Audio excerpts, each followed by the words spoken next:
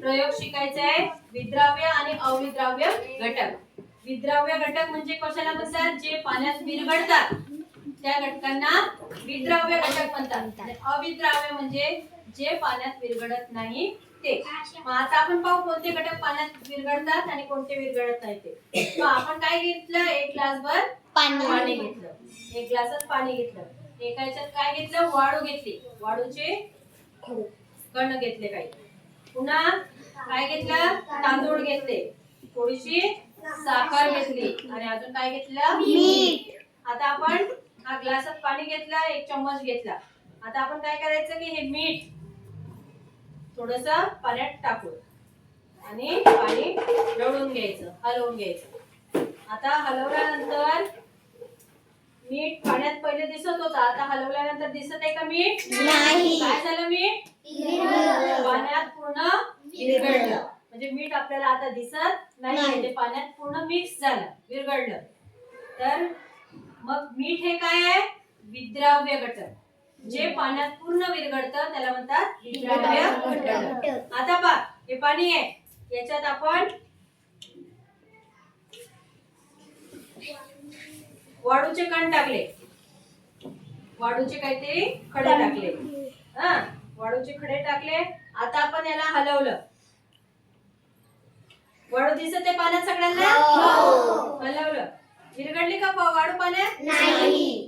पहा, किती हलवलं तरी विरघळते का? नाही. म्हणजे वाळू ही अविद्राव्य आहे, ती पाण्यात विरघळत नाही. आता पुन्हा एक प्रयोग करून पाहू. आता हे पाणी आहे, याच्यात आपण साखर टाकली. काय टाकली? साखर टाकली.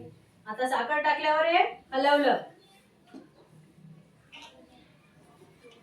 हलवल्यानंतर साखर काय होते? पाण्यात विरघळते. पाण्यात विरघळते. साखर पूर्णपणे पाण्यात विरघळते. दिसत आहे का आता साखर? नाही. आता ती पाण्यात मिक्स झाली, विरघळली. म्हणजे साखर हे काय आहे? जे पाण्यात विरघळतात ते विद्राव्य आणि जे विरघळत नाही ते. आता पहा, साखर पाण्यात पूर्ण मिक्स झाली. आता या पाण्यात आपण पुन्हा तांदूळ टाकून पाहूया. आता हे मी पाण्यात तांदूळ टाकले. पहा, तांदूळाला मी हलवत आहे. हलवल्यानंतर तांदूळ मिक्स होत आहे का पाण्यात? नाही. झाले का मिक्स? नाही. म्हणजे तांदूळ सुद्धा पाण्यात मिक्स होत नाही. म्हणजे तांदूळ काय आहे? अविद्राव्य घटक. आता आपण 4 घटक पाहिले इथे. याच्यापैकी पाण्यात काय विरघळलं? मीठ आणि साखर हे पाण्यात विरघळले. म्हणजे हे विद्राव्य घटक आहेत.